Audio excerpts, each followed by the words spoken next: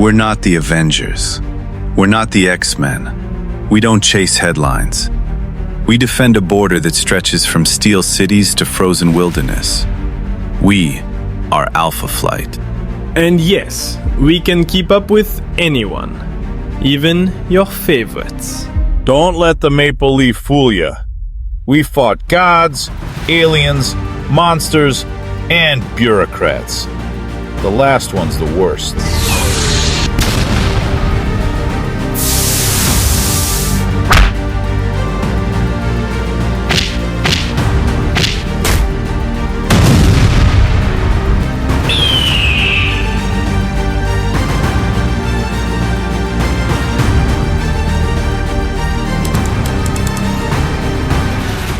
I was just an engineer when I walked away from Amcan Petrochemical.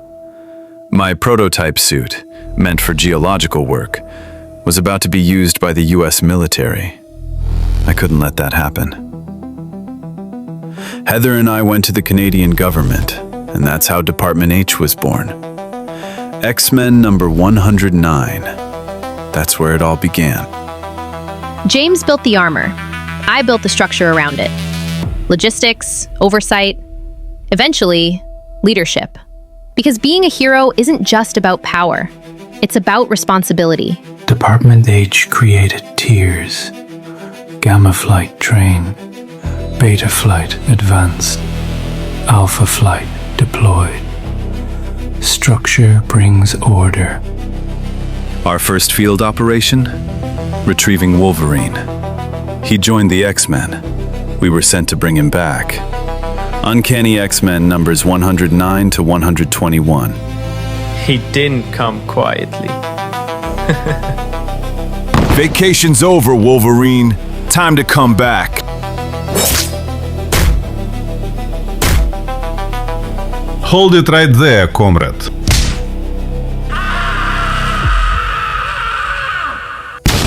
I tried to capture him myself, but the X-Men were too much for me. The next time we met was in Uncanny X-Men 120. That time, I wasn't alone. You don't dump that kind of government money into a guy like Wolverine and then just let him stroll off with the X-Men. But hey, Ottawa's never been great at math. Some people say it was even. That's adorable. Give us another 30 seconds and we would have made it very clear who was winning. Perhaps we skip this portion of the documentary, yes? Purely for editorial quality. Wolverine surrendered. Or, at least, that's what it looked like. He was protecting his teammates, buying them time. And while we focused on procedure, he slipped away with the X-Men. We underestimated him. My suit channels electromagnetic energy. Flight, force fields, concussive blasts, neural-linked control. It amplifies discipline and punishes error. Push it too far, and it pushes back. Alpha Flight number 12. I move at near light speed. I generate photonic light. Blinding flares. Focused beams. With Aurora, we create molecular-level light constructs. My power mirrors Northstar's. My mind does not. When my personalities shift, my control shifts. Instability can mean brilliance or disaster. I tried recreating the Hulk experiment. Instead, I bonded with Tanarak, a great beast. Strength beyond measure. Durability. Regeneration. Within my medicine bag are herbs that mend broken bodies, talismans that ward off spirits, gateways that open into other dimensions. I am half goddess. I transform into creatures of the north. Owl, wolf, bear. But my power is bound to the land. I'm compressed by mystical forces. 3 feet tall, superhuman strength, indestructible bones. Agile and flexible enough to ruin your day. My species was engineered to prepare worlds for conquest. My body adapts to environment and threat. I breathe underwater. I withstand crushing ocean pressure. My skin hardens against impact.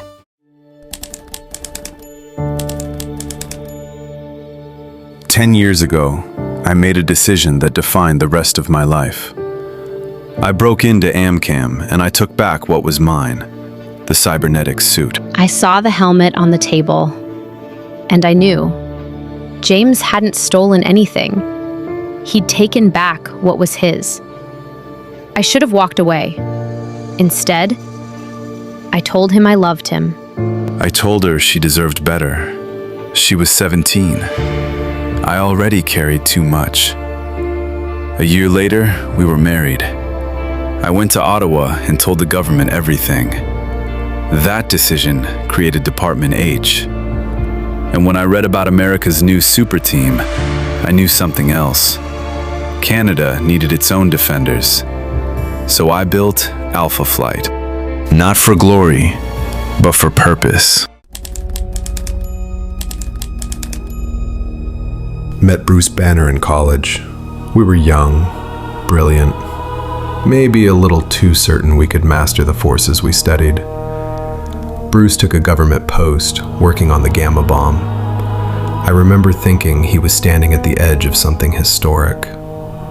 Then the radiation hit him, and the Hulk was born. I told myself I was only following the science, following his equations, his footsteps. But if I'm honest, I was also chasing the question he left behind. And eventually, I decided it was my turn to step into the gamma light. I've been working half of my life for this moment. To follow in the footsteps of Bruce Banner. To become like the Hulk. When Dr. Lankowski failed to report in, James Hudson asked me to find him. When I reached the facility, it looked as though some ancient beast had awakened and rejected its cage. When I found him 500 miles away, the fury had passed. Walter Lankowski lay there, human again, lost in the cold. I carried him home. At the time, we didn't yet understand that something else had answered my experiment, that I had bonded with Tanarak, an ancient force I couldn't quantify with equations. Snowbird offered to help me find balance, to understand what I had become. I accepted. A scientist adapts when new data presents itself. And when James Hudson asked what we were going to call this transformation, I told him to call me Sasquatch. I was 13 when I climbed to the roof of my school. I believed I was broken, that something inside me was wrong. So I stepped off the edge. And I did not fall. I flew. For one perfect, impossible moment, I felt chosen, blessed. But when I told the headmistress, she called it blasphemy, punished me for daring to believe it was a gift. So I learned to hide it, to hide myself. And when hiding wasn't enough, someone else inside me began to take control. Someone braver, louder, unafraid. 5 years later, she put on red, went dancing, and when men in a dark alley thought I was prey, she showed them they were wrong. Meanwhile, I was becoming a national hero. Ski champion, cameras, applause. They said I was fast. They had no idea. I wasn't just fast. I was faster than sight. Faster than sound when I pushed it. I just kept it quiet. Then I hear about a flying nun with attitude problems. Turns out she's my sister, my twin. Separated after our parents died, given different names, different lives. She was told to be silent. I was taught to win. When I saw him, it was like looking into a mirror I had been denied my whole life. Jean-Paul. He wasn't ashamed of what he could do. He embraced it. Department H offered me a uniform. I wasn't interested. Then they introduced me to Jean-Marie. Suddenly, I was. I am not broken. No, she is not. Together, we don't fall. We fly.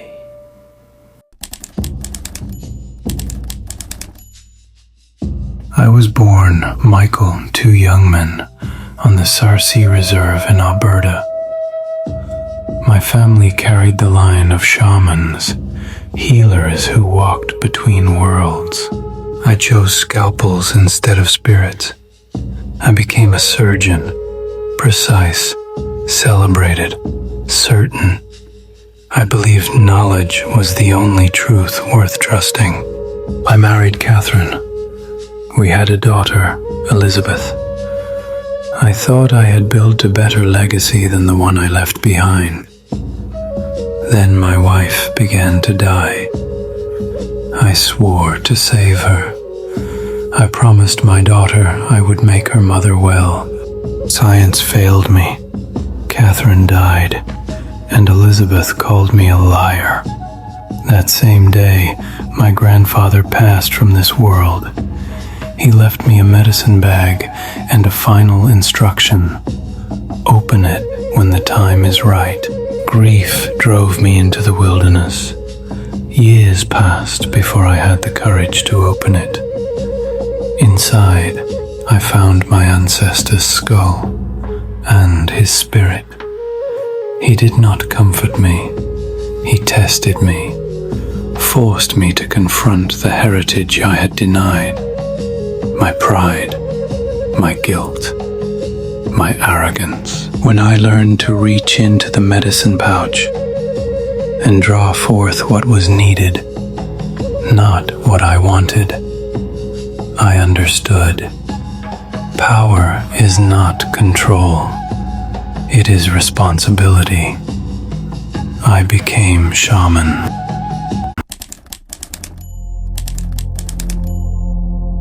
Long before your histories were written, before nations had names, the world trembled beneath the footsteps of monsters. They were called the Great Beasts, ancient creatures of chaos who roamed the earth unchecked, leaving ruin in their wake. To stop them, the Arctic gods, the Inuwa, rose in defiance. After a terrible struggle, the beasts were cast into a dark nether realm beyond the world of men. But the victory came at a price. The beasts struck back, sealing the Inuwa within their own paradise realm of Quidlivin. Trapped beyond the mortal world, the gods could no longer defend the earth they had saved. Yet they foresaw a day when the prison of the great beasts would weaken, and a champion would be needed. So the Inuwa created one. My mother was Nelvana, goddess of the northern lights. My father, a mortal man named Richard Easton. Their union was not born of love, but prophecy. Within Quidlivin, time flows strangely. To my father, only a single night passed. But when he returned to Earth, 9 years had slipped away, and the truth of what had happened shattered his mind. When I was born, my mother summoned a man newly awakened to the spirits, Shaman, known to mortals as Michael Two Youngman. My nature was unstable, neither fully mortal nor fully divine. My form shifted endlessly between shapes. To save my life, Shaman bound my essence to the land itself, to Canada. Only later would we learn the cost of that act. I grew quickly in the wilderness near Banff, raised by Shaman among the mountains and forests. In days I aged as others do in years. He taught me the ways of humanity, honor, discipline, responsibility. But the wilderness was my first teacher. I could become its creatures, owl, wolf, bear, the spirits of the land answering my call. Then one day, visitors arrived. James Hudson and Heather Hudson. James Hudson invited Shaman and me to join his new program, a team meant to protect Canada. It was there I took the name Snowbird and joined Alpha Flight. I was born of gods, raised among mortals, and bound forever to the land I swore to defend. For when the great beasts rise again, I will be waiting.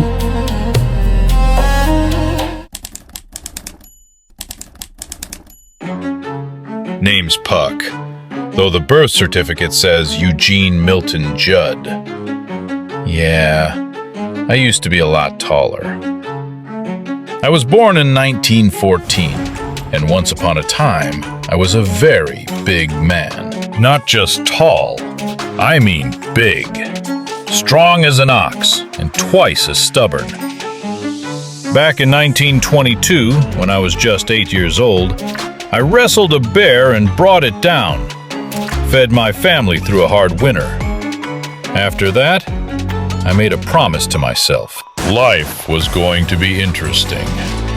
So I saw the world. Wars, jungles, deserts, back alley brawls. You name it. I became a mercenary. The sort of fellow people hired when things got unusual. In 1939, I went hunting for a legend. The Black Blade of Baghdad. Found it too. Should have left it alone. Turns out the sword belonged to a nasty little spirit called Black Razor. The thing jumped me the moment I touched the blade. The fight nearly tore me apart. But when it was done, I'd changed. The demon stretched my life, gave me strength far beyond a normal man. But it twisted my body, shrank me down to this fine, compact package you see today. And let me tell you, it hurts. Every day. Still, I never was the sort to sit around feeling sorry for myself. I kept traveling. Ran into all sorts of colorful company along the way. Folks like Wolverine, though we didn't exactly meet face to face at the time. Crossed paths with Ernest Hemingway in Spain, and even fought alongside Black Widow once or twice. Every now and then I tried living a normal life. Construction work in Ontario, volunteering at an orphanage. Didn't last. Adventure has a way of dragging me back. Eventually, I started calling myself Puck, like the hockey puck. Small, tough, and hard to stop. I even ran with a crew of paranormal mercenaries called the Outcasts. Trouble is, when you live that kind of life, the law eventually catches up with you. Next thing I knew, I was sitting in a prison cell on a murder charge. Then one day the door opened. Standing there was Guardian. My name is Marrina. For most of my life, I thought I was just a girl from a quiet fishing village in Newfoundland. But my story began much earlier, far earlier than anyone on Earth could imagine. Nearly 50,000 years ago, an alien race called the Plodex searched for a faster way to conquer the universe. Instead of invading worlds one at a time, they sent colony ships filled with thousands of eggs to distant planets. Each ship was designed to land on a primitive world and study its strongest life forms. The eggs would then adapt, creating a new generation perfectly suited to take over that planet. One of those ships came to Earth, but something went wrong. After traveling through space for 10,000 years, the ship's engines exploded. It crashed into the Arctic Ocean, its systems badly damaged. The eggs were released before they could be programmed. Most of them never survived. For tens of thousands of years, the last few eggs rested silently beneath the sea until one stormy night. A fisherman named Tom Smallwood was thrown overboard when his boat capsized. Tangled in his nets, he thought he was going to drown. until he saw something glowing on the ocean floor. It was one of the eggs. Tom brought it home to his family. His wife, Gladys Smallwood, opened the strange sphere, and inside was me. When she touched the egg, something incredible happened. My alien form adapted to her genetic pattern. I became human, or at least something close to it. They named me Marrina. I grew up in their small village like any other child. People noticed my pale skin and large eyes, but no one treated me as different. The Smallwoods were my family, and the ocean was always my favorite place. Then, on my 16th birthday, I discovered the truth about myself. While swimming with friends, I realized I could breathe underwater and move through the sea faster than anyone else. Not long after that, someone important came looking for me. His name was Guardian. He led a Canadian super team called Alpha Flight, working for Department H. Guardian believed I could help protect the world, so I joined a training team called Gamma Flight. You fight long enough in this world, you start to realize something. The monsters aren't always from this dimension. 1,000 years ago, the gods of the North trapped a pack of creatures called the Great Beasts behind a magical barrier. Real nasty lot. Problem is, magic doesn't last forever. My people remember these beings. Long ago, the spirits and gods of the northern lands sealed the great beasts away in their own realm. But when the balance of magic weakened, their prison began to fail. My mother was the goddess Nelvana, who took a human mate so that I might be born on Earth. I was created for one purpose: to stand against the great beasts, should they ever return. One of those beasts is kind of my fault. I was trying to recreate the Gamma experiment that made the Hulk. Instead, I accidentally opened a doorway for the beast Tanarak. We ended up sharing the same body. By the time Alpha Flight formed, the barrier was already weakening. One of the beasts, Ranak, had managed to break through by possessing a human. Somehow, through time travel and a lot of luck, we forced it back. But Tanarak was different. When the beast took control of Walter completely, I was forced to make a terrible choice. To protect the world, I had to slay Tanarak. Yet Tanarak was not the only beast to escape. The creature called Tundra had already entered our world, and soon another, Kolamak. The balance between realms was collapsing. So naturally, we did the sensible thing. We walked straight into the beast's own backyard, the realm of the beasts, trying to rescue Walter's soul. Turns out there were even more of them waiting. Creatures like Soman and Karyuk. Somehow they followed us back. 4 of the beast nearly broke the barrier completely, and Earth came very close to becoming their new hunting ground. In the end, it took everything Alpha Flight had. When Box destroyed Tundra, the explosion forced the great beasts back into their own dimension. The barrier still stands, for now. But the great beasts are eternal, and if the seal ever breaks again, Alpha Flight will be waiting. I've seen a lot of strange enemies in my day.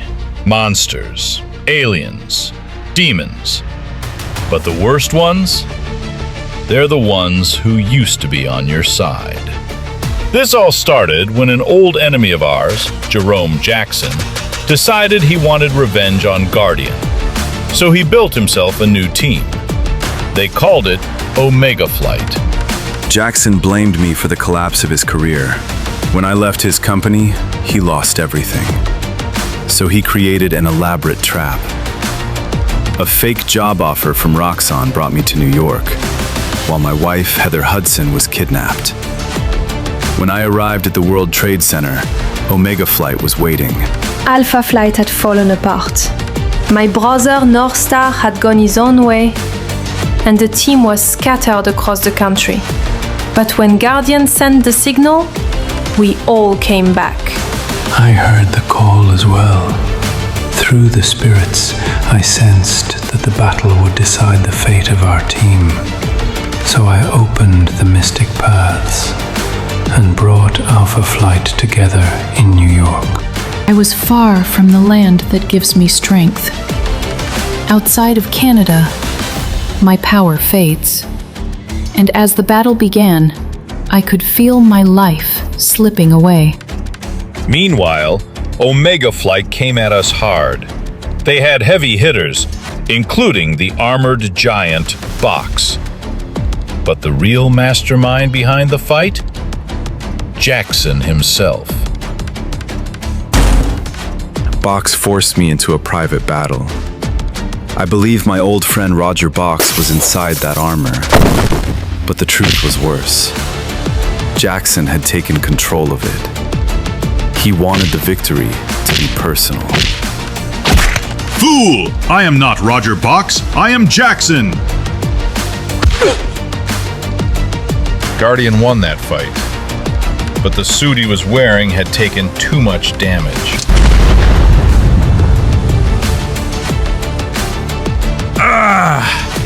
Mr. Jackson, what's wrong, sir?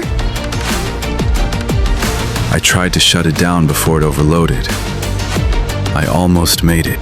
Then Heather reached him, and in that final moment, the suit exploded.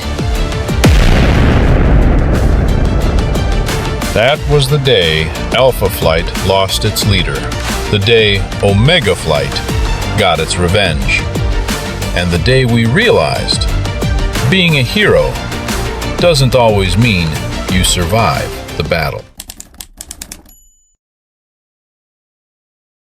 Most superhero teams of the 1980s were simple.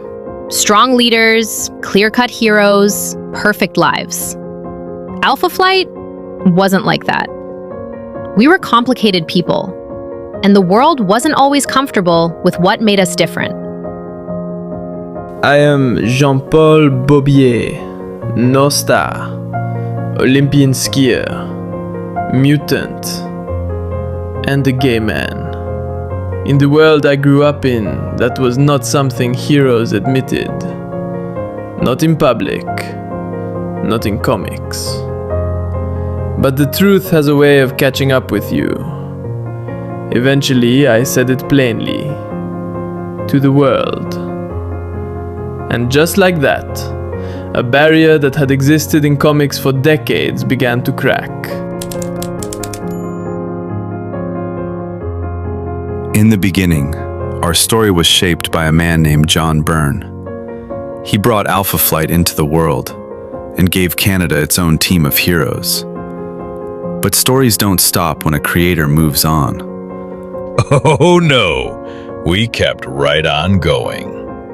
New missions, new teammates, new trouble. Sometimes we worked for the Canadian government, sometimes we didn't.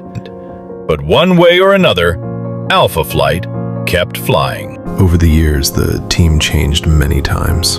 Members left, others returned, and sometimes the team had to rebuild itself entirely. But that's the nature of exploration. Some of us found our own paths along the way. I even spent time with the X-Men. But Alpha Flight was always part of who we were. The spirits of the North still watch over this land. And when danger rises, the call of Alpha Flight returns. Decades have passed since those first stories, but the idea behind Alpha Flight remains the same. Different heroes, different lives, standing together to protect one country. And as long as Canada needs heroes, Alpha Flight will answer.